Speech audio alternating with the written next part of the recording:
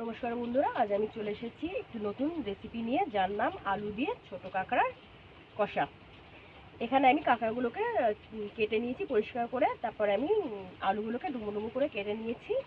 সাথে রেখেছি পেঁয়াজ কুচিয়ে, এখানে আদা বাটা, রসুন বাটা, জিরে বাটা আছে। আর ফোড়ন হিসাবে দেবো আমি তেজপাতা, দুটো শুকনো লঙ্কা আর জিরে। এই হলো আজকের আমার রেসিপি আইটেম। সাথে রেখেছি টমেটো কুচিয়ে। হ্যাঁ বন্ধুরা, আমি কড়াইতে তেল দিয়ে নিলাম পরিমাণ মতো। এবার এক এক করে আমি ফোড়ন দেব। প্রথমে আমি তেজপাতাগুলো দিলাম,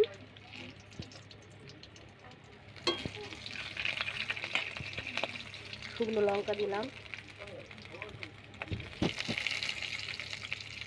জিরে দিলাম,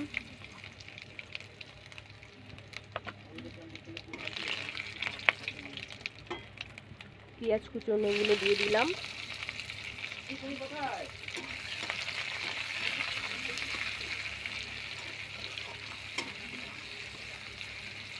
একটু পেঁয়াজগুলো লাল হয়ে গেলে টমেটো কুচিগুলো দিয়ে দেবো।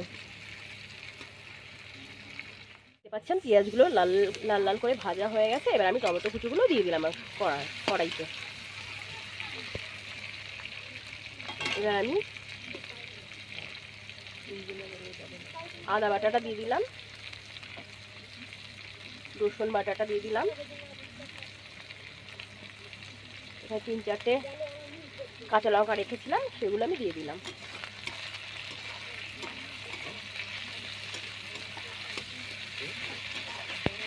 আর দিয়ে দিলাম জিরে বাটা।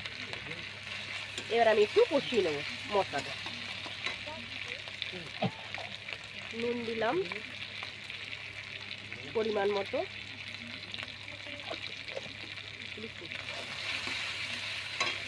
দিলাম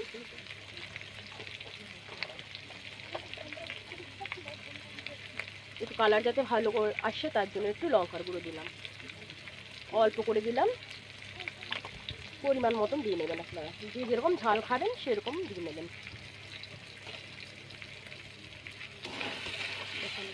হ্যাঁ বন্ধুরা, আমার মশলাটা কষানো হয়ে গেছে। আর আমি আগে থেকেই আলুগুলোকে একটু ভেজে রেখেছিলাম, সেটাকে আমি ঢেলে দিলাম। সাথে কাঁকড়াগুলোকে একটু ভেজে নিয়েছিলাম অল্প করে, সেটাকেও ঢেলে দিলাম। এবার আমি একটু সামান্য জল দেবো। বন্ধুরা, অল্প জল দিয়েছিলাম, সেটা শুকিয়ে এসেছে। একটু কষিয়ে নিলাম ভালো করে। এবার আমি পরিমাণ মতো জল দিয়ে দিলাম, যাতে আলু আর কাঁকড়াগুলো সেদ্ধ হয়ে যায়। এবার আমি একটা থালা চাপা দিয়ে রাখবো। 10 মিনিট বাদে আমি আবার ফিরে আসছি আপনাদের কাছে। বন্ধুরা, ফিরে এসেছি আপনাদের কাছে। দেখতে পাচ্ছেন আমার রান্নাটা হয়ে এসেছে। এবার আমি নামিয়ে নেব। হ্যাঁ বন্ধুরা, আমি এবার রান্নাটিকে একটা পাত্রে রেখে দিলাম। এবার আমি একটু খেয়ে দেখবো কেমন টেস্ট হয়েছে।